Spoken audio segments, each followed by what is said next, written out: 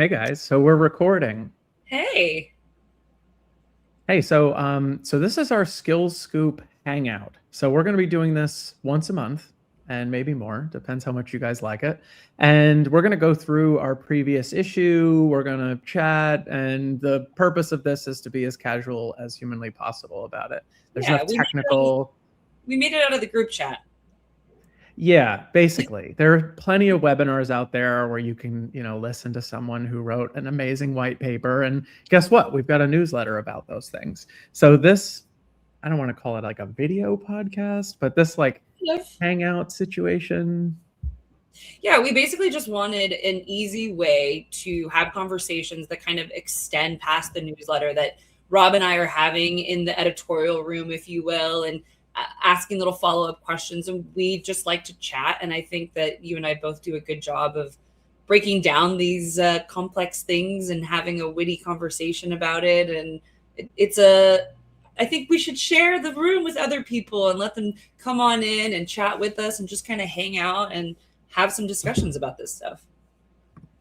Yeah, and you know what? That's a natural segue, Tanya, because this one is pre-recorded. We're recording this ahead of time, largely because we're both acclimating ourselves to the StreamYard studio and we're setting everything up. But future streams will indeed be streams. They will be live streams. So we will be live streaming to two locations. So LinkedIn, which is probably where you're already at, or maybe our YouTube, which we literally just created today. So whatever you prefer. It'll be streaming live. And then once they're done streaming, they'll automatically save. So be sure to sign up, especially on the LinkedIn Live. There's a little follow button. There's some kind of button. You hit it, and it basically tells you like when it's going to start. But it's nice because it reminds you that it has ended and that you can watch it after the fact. However, you'll want to tune in because we're going to be doing live questions. So we're going to get them from YouTube. We're going to get them from LinkedIn, and I'll be looking at those things, and we're going to answer questions live, and we can even invite people into the studio. But this one is going to be pre-recorded. And then we're also planning on having these hangouts on Spotify and other podcasts. So if you're the type that likes to like drive and listen or work out and listen and catch up on stuff and play it at 2x speed, like I like to do, then that'll be a great asset as well. And we'll be plugging this into the newsletter. So, yeah, this is so exciting. I wish I had a little mocktail. We could cheers about it, but here we are. Right? I think there's some buttons here that I can press. For example, I'm going to get better at this soundboard. We're going to sound like the Z Morning Zoo eventually. I always wanted to be on the radio. This is kind of like it, like morning talk radio. A little bit, right? It's like, why not me? Actually, yeah. I do call sometimes. My favorite. So this is a good question to start. What is your favorite radio show, Tanya? What are you listening to? I don't listen to radio anymore because I am solely streaming, but I am a giggler, if anybody knows what that is. But I listen to Giggly Squad religiously on Mondays and Fridays with Paige DeSorbo and Hannah Berner. I'm a big reality TV junkie. I love them so much. Interesting. We might need to have like a Traitors spinoff or a House of Villains spinoff or a Below Deck spinoff, because I also have strong feelings. Also, it's Survivor Live 50 Survivor is going on right now. I did not catch it because of Passover yesterday, but I'm going to be watching it not live today. It's like one of my favorite things. The thing, I guess what I listen to, I actually do listen to a lot of radio. I'm kind of an old man. Like I'm a sustaining member of NPR, for example. And my favorite show is the Brian Lehrer show, which is WNYC at 10 o'clock a.m. And if it's 10 o'clock and I'm not in a meeting, I'm probably listening to New Yorkers calling in and voicing their opinions about various things, political and otherwise. It's one of my favorite. I love it because like they'll be talking about like education policy, and then someone from Queens will call in and they'll be like, yeah, my daughter's school is no good. Like I love like normal, real people conversations, which is the perfect segue back to this hangout. It's intended to be authentic. It's intended to be like more organic and less rehearsed. We do plenty of rehearsed stuff. So like this is the opportunity to just, be fun, let our hair down. Right, exactly. Well, I was going to segue to us because I think what makes this newsletter and our partnership really interesting is that you have a very technical background in implementation. My background's in marketing and storytelling. And one of the reasons that we started Skill Scoop was I entered the digital badging and learning and employment records industry as a newbie, right? And I was entering rooms and people, frankly, just were not speaking English. And I'm a pretty smart, competent person who's used to translating complex things into English. But if we want adoption amongst society to increase with this technology, then we have to be able to story tell and to convince the end user to use the technology. So part of what we're doing here at Skill Scoop is that, right? It's like, how do we do storytelling and being on the brink of industry news and trends and things like that. So like you listening to these, you're really listening to the people and hearing the stories direct from their mouth. And, a lot of the editorial content that we put out is because you and I have our foot in the door in different places and we're listening. And I think that both of us bring a great strength in either storytelling, people, trends, society, implementation, the technical aspects of it. And I think this is a good opportunity to let people know that outside of just advertising in our newsletter, you can also hire us for consulting and helping to tell a more cohesive campaign, a cohesive story that isn't just like, oh, I'll place an ad here and hope it does well, but more so like, hey, we have a beautiful white paper that we spent tons of money on, but like no one's read it and nobody cares. What does it actually mean? And translating in a way that your user, the industry, all kind of understand it and use it. And so I think that's a unique offering that we want to encourage subscribers and companies to know about, is that Skills Scoop can be more than just an advertising partner, but we really can be a marketing and implementation partner. And we have a QR code that just popped up in the corner as we're getting fancy with it. This will send you to our website, but it's directly to the newsletter archive. So you can see all of the newsletters that we have. And with that, why don't we open up the latest issue that we just had go out at the end of March and jump into some of the content in there. So the two big things from this last issue was about conferences. So we have 2026 conferences that you should attend. And then Rob wrote an article, an editorial on his predictions for the ecosystem. So let's jump into the 2026 conferences at the bottom and chat about some of these. So I grabbed these all from the interwebs and put them in here for you guys to enjoy. It's a variety of workforce, LER, HR conferences. And Rob, I'm curious to hear from you, which one of these are on your radar, or that if you were maybe somebody new in this industry that you would recommend they attend. So I'm actually going to be at Badge Summit. I think you're going to be there too. Yeah. And you're speaking at Badge Summit? Yes. Yeah. So that's in the summer. That's my favorite one, actually. And you know why I like Badge Summit? For two big reasons. One, I love Noah, who is the one who's been hosting it forever. I think this is the 11th Badge Summit, something like that. Oh, geez. This is where the original people who, thought this was a good idea descend and kind of share progress on their initiatives and talk about new technology, but it's practitioners. So versus something at the top of our list here, like ASU GSV, is a lot of like vendors, I would say. It's more vendor heavy. It's less like institution heavy. Everybody goes, but if you look at this price tag, it'll give you a quick idea of who's in the room. So like if it's $4,000, you're probably not getting any classroom educators going. And I've said this out loud before. I actually feel really strongly about it, especially for conferences that claim to be inclusive. I'm like, that's like a tenth of my salary for the entire year. Like, no, not inclusive. Some of these organizations do offer, discounts if you get the opportunity to speak and stuff like that. Then sometimes they discount or comp you a ticket. You still got to get there. You got to fly. You got to stay in a hotel. So that's why, I'd love to be going to more of these conferences. One thing that's not on here is on May 1st, there is actually a summit at the United Nations, which I will be attending. So I got to drive. I'm in Maine. I know, right? So I'm going to be I'm in Maine right now. So I'm going to drive to New York. It's like 8 hours. I'm from there, so I know the area pretty well. But I'm excited to see what happens. I can bring it up here if Tanya, you want to carry the conversation for a second. Well, why don't you just tell us about it and give us the scoop? Yeah. Okay, so it's the Transforming Education Summit at the United Nations.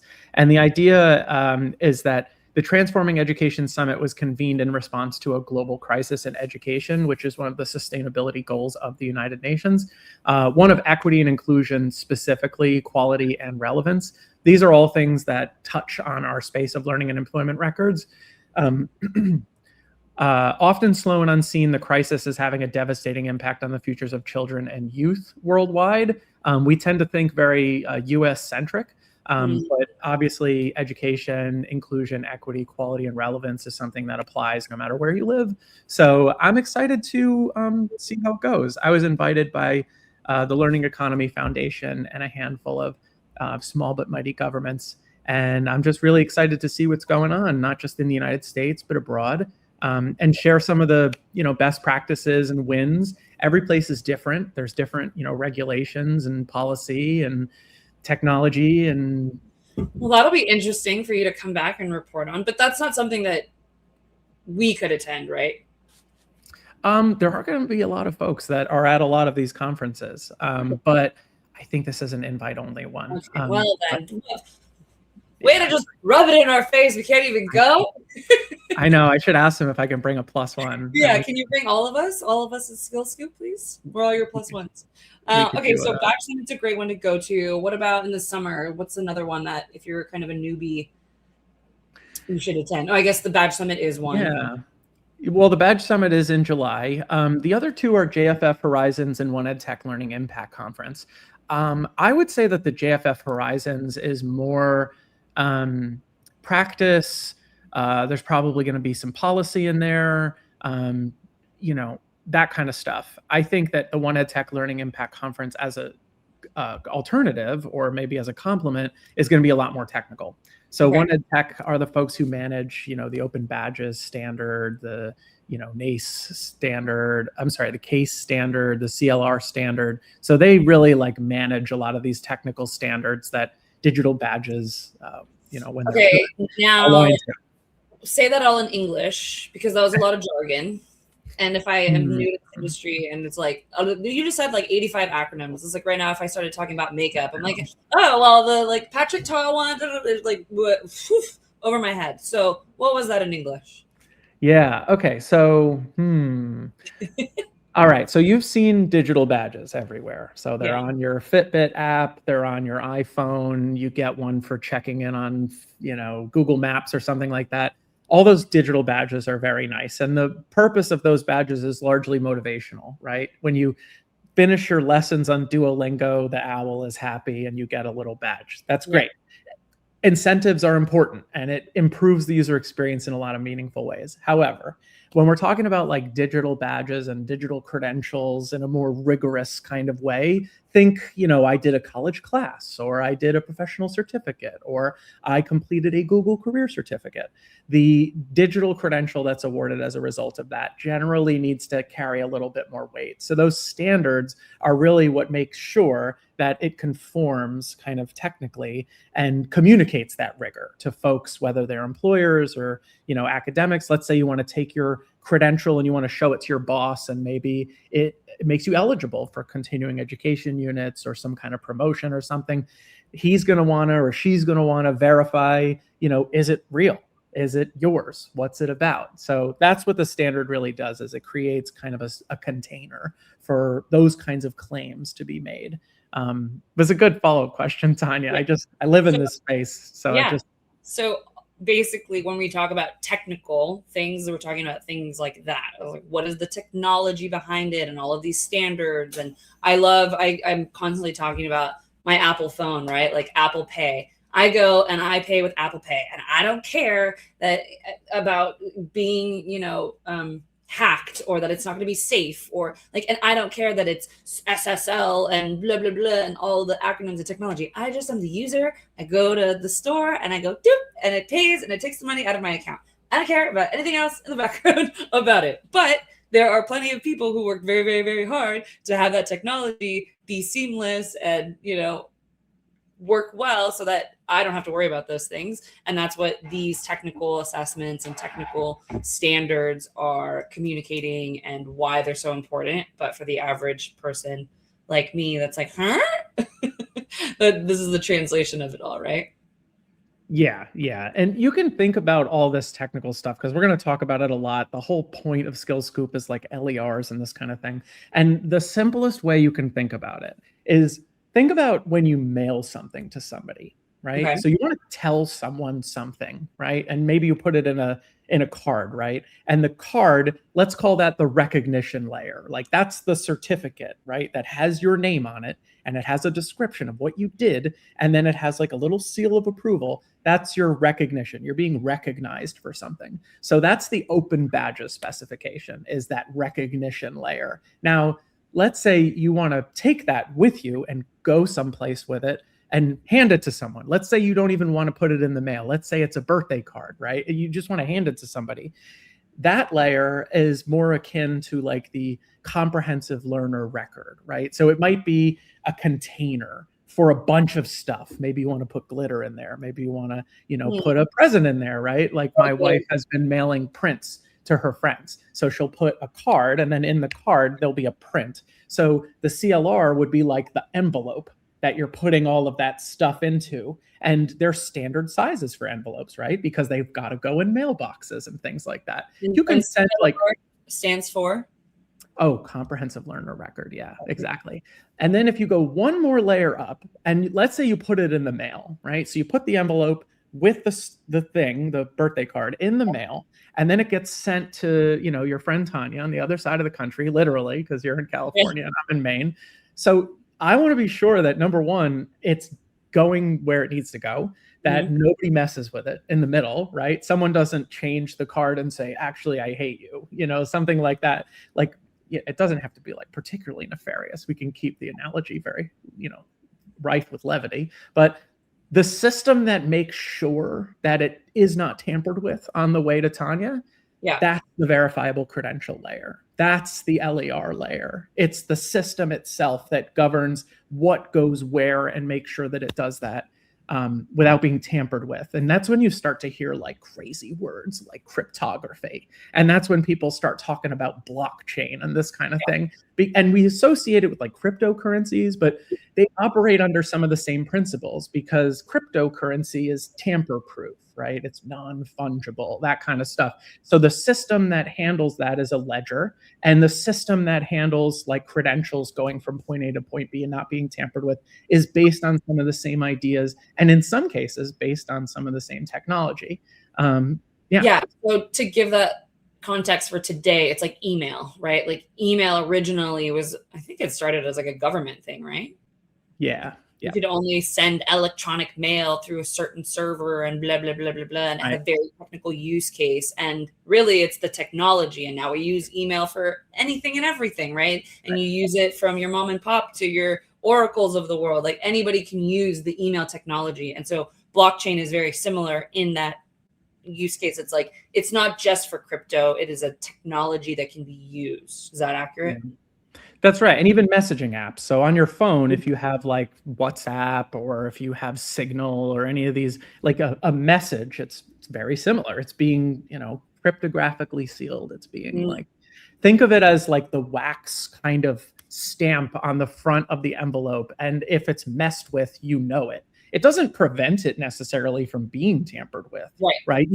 Someone could do something to it. But the point is, that it's tampered with. So if you're like, for example, a school and Tanya comes in and says, I took all these classes, and she hands you her records, but the records are not in a sealed envelope, which is what you get from back in the day, you would get, some people still do this, from their college. That's the system. The system is you didn't open the letter. So like this whole LER thing is just like, I feel like we could do that better now that we have things like the internet.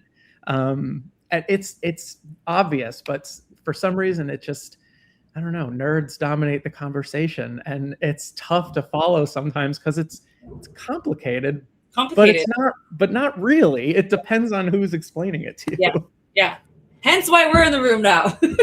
So welcome to the Hangout. That's the idea here. I can ask all the dumb questions that aren't actually that dumb. No, these Yeah. are good. These are good questions because people spend a lot of money and time, and there's a lot of trust, more importantly, that is invested into taking classes and, engaging in lifelong learning experiences and having the audacity to think that you deserve a raise or maybe a promotion, or you're pivoting careers, or maybe you have no control over what's happening to you. You have been incarcerated for 5 or 10 years, and now you're transitioning to a regular job, and you're trying to communicate all those things you did during your incarceration, because it's not like you sat there twiddling your thumbs. Maybe you did volunteer work, maybe you had a job, maybe you earned your degree while you were incarcerated. A lot of folks There's so many stories about inmates who like go to the online like law library and end up like giving legal advice to their other cellmates, and like they become like the lawyer of the prison. And it's like, that is a genius skill. Like you basically just taught yourself a law degree and the whatever years that you were incarcerated, but like, oh no, come out into the regular world and like you don't have any skills. Like what? Right. Wild. And most of the time, Tanya, and you're right, because they're invisible. It's not like you don't have them. They're invisible, or they're unverifiable. So just because you say you do, anybody could write on anything on a resume. Right. Especially with AI now, it's like, no one's really writing their resume, which is good, but it's also not good, because how do you believe that? So those envelopes, right, with the recognition in it, they also carry evidence. They also carry, the rubric that was used to assess you, so that the hiring manager can understand, like, okay, like Tanya passed a 10-question ABCD true false, like big whoop. Meanwhile, maybe Rob, he did a whole project with a capstone and has a recording and blah. Like, everybody's learning experience is totally different. So personalizing that is also part of this this journey. I have an AI prediction, and I want to talk about your latest article that you wrote about predictions about credentials.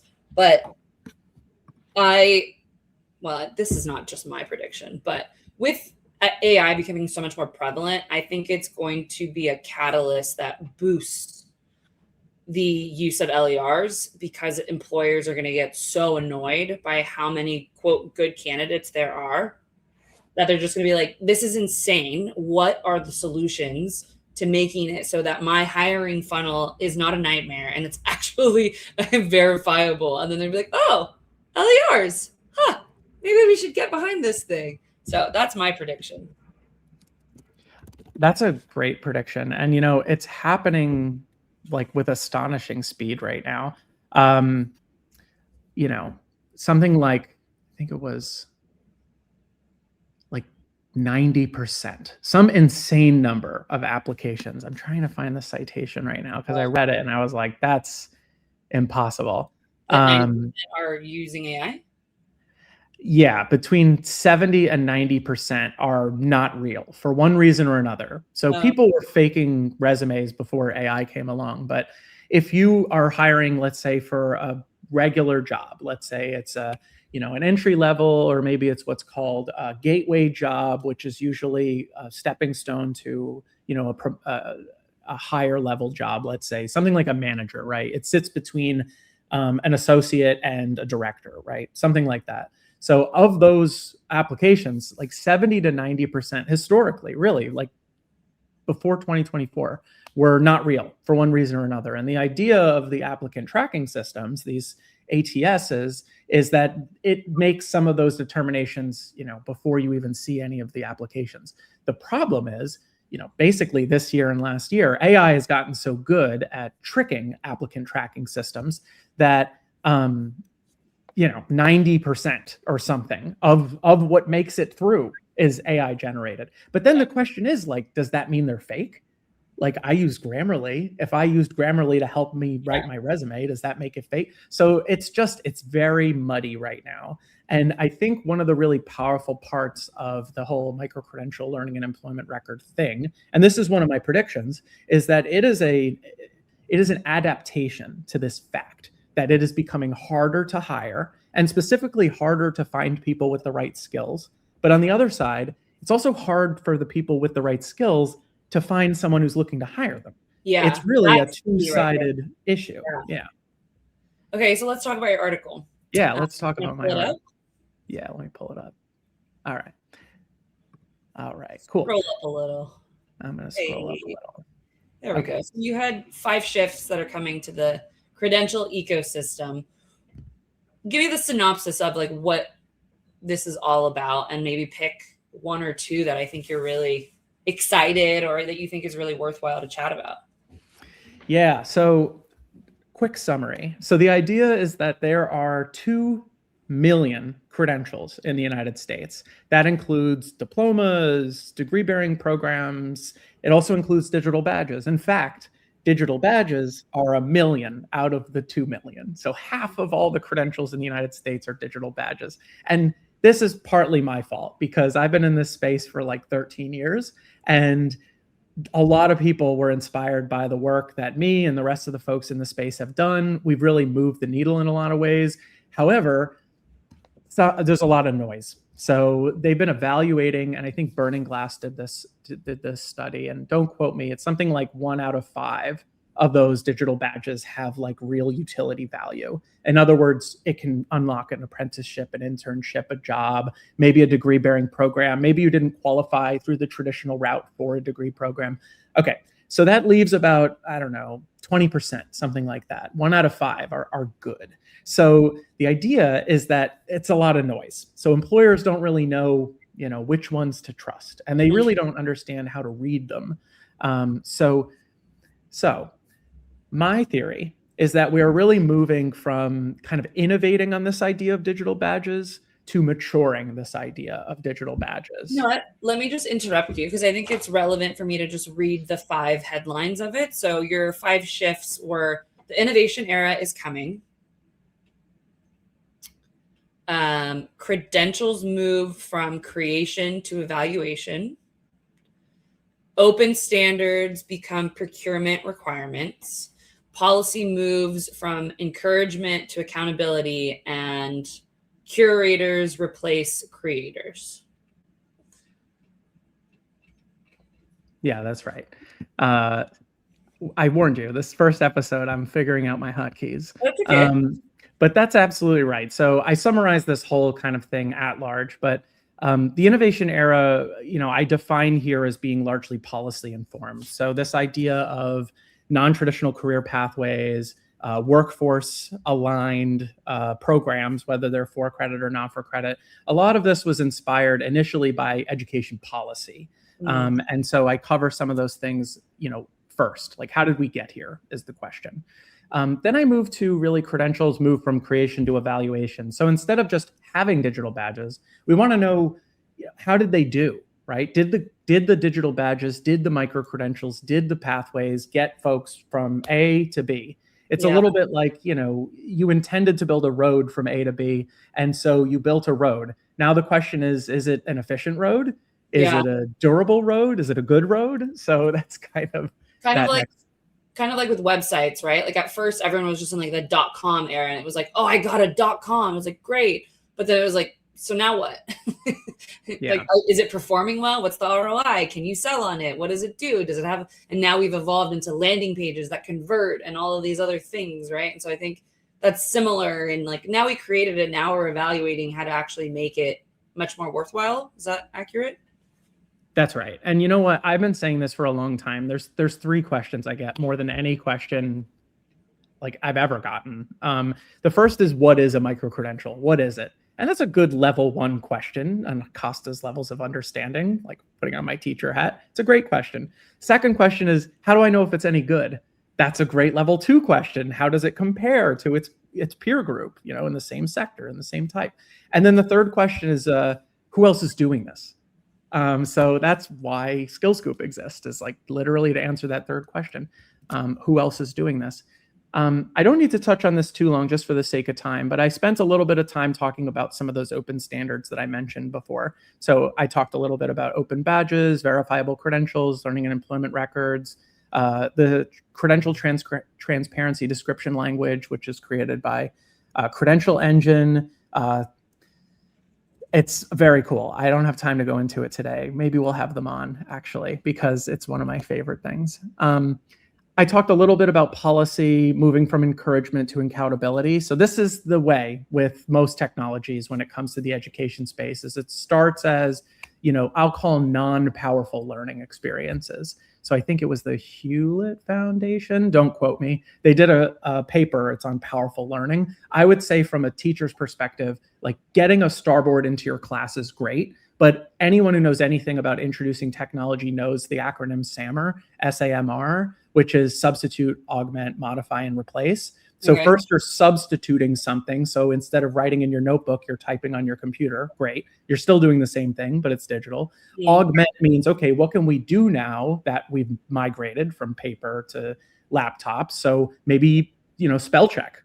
That is an amazing, powerful tool for a lot of reasons. It's not just convenient, but it's helpful. It's really helpful. Then there's modify. So now that I've got you on a laptop, maybe we can incorporate some research on the internet, right? It's on the same machine. And then finally, R is replace, SAMR, so replacing. So we're really moving from SAMR, in my opinion. So we've started to substitute kind of paper certificates and credentials for digital. Great. Now we've augmented them with things like evidence and skills and all this good stuff. They have utility value. But now the question is, like, how are we modifying what we were previously doing with this new technology? I think that's really where we sit right now. But it requires a deeper level of understanding to actually go that far down kind of the technology change management pipeline. And then finally, curators really replacing creators. So even 13 years ago, like I was learning what a digital badge was, and the standards were adapting really quickly. So it was more about creating kind of credentials that had immediate utility value. Hey, we want to do this digitally so we can better track our programs. We know how many badges were earned. We know who earned them. That's great. But now we're really moving to, okay, where's that 20%? Where are those really good digital badges, those micro credentials, those 1 out of 5? What makes them good?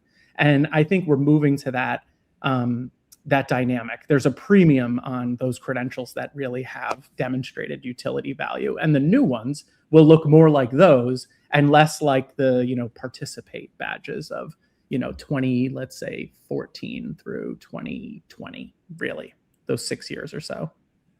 Okay, so I understand who the creators are in that instance, but can you elaborate more on who a curator is and what that looks like? Like, what does that look like in real life? Because we linked it to the LER Accelerator initiative, but I don't know what any of this means.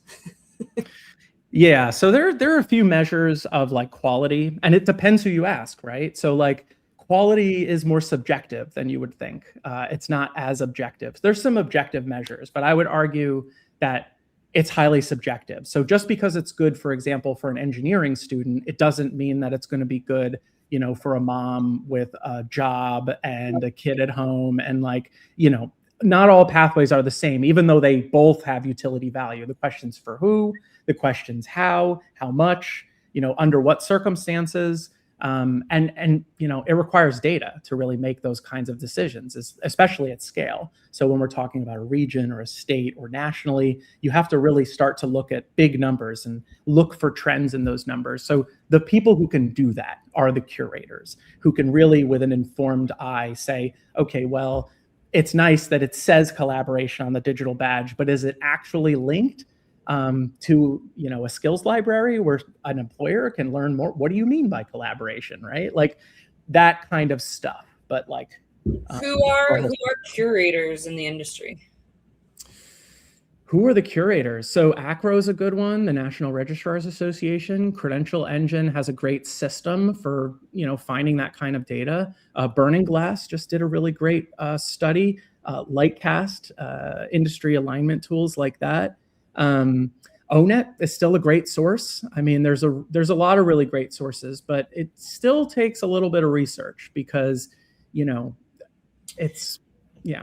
I want to connect it to like simple real world things. So maybe let's see if my brain captures this and we'll start to wrap up here. You have a hard stop in a minute, right? I sure do. Oh, shucks. Okay. Well, I was going to say it's like fashion, right? Like Amazon produces the clothes, but how I wear it and what it looks like comes from like a fashion blogger or a fashionista that I follow, influencer, who has curated and it says like, go and pick all these things from Amazon and here's what it looks like for you as a busy woman, versus that curator might make a different type of outfit for a construction worker who's going from the construction site to dinner with his wife or something like that. Is that a good analogy or is that way off? I think that's a pretty good analogy, right? It's not that you should wear clothes. It's what clothes to wear and when. Right. Actually, I think it's a really good analogy. And what the brand is of who created that clothes. It could be any credential. It could be any institution. That's not the point. It's like, yeah, okay, interesting. Oh, That's got exactly it. Right. Beautiful. Look at that. And we're on the dot. Okay, so we both have calls to do after this, but thank you guys so much for joining us for the first episode of the Hangout. Visit skillscoop.com to subscribe. Join us next month. So we're going to be doing this on the first Friday of every month. And the future ones will, in theory, be live, and you guys can join us live and jump on. So bring your lunch, bring your smoothie, bring your mocktail, bring your cocktail, come join us. Or you can submit questions after the fact too, and we can also do that. But yeah, thanks for hanging out, Rob. I'll see you next week. Yeah. Next month. I'll see you next week. I'll see them a month from now or something like that. But I talk to so many people, so I'll probably, it depends who you are. I might see you tomorrow. Yeah. All right. Well, have a good rest of your day. I'll see you guys later. Thanks for hanging out.